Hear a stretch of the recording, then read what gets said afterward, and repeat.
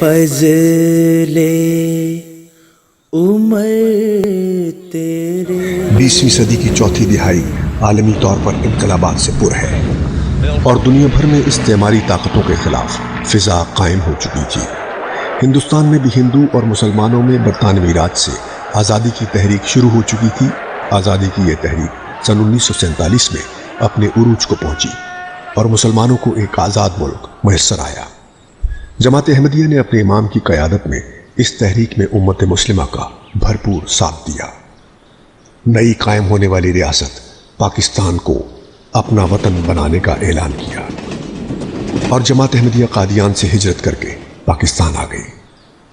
قادیان میں مرکز کی حفاظت کے لیے امام جماعت احمدیہ نے 313 افراد پر مشتمل مٹھی بھر گروہ کو چھوڑا، جن میں آپ کے جوان سال فرزند بھی شامل تھے۔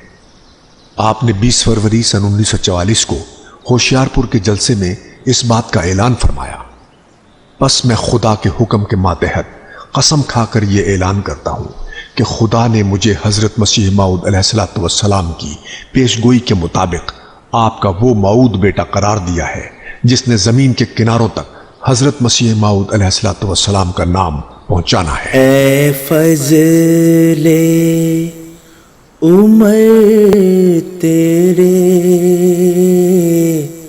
اوصاف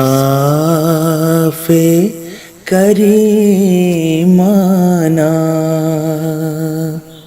قدرت نے جو بخشا تھا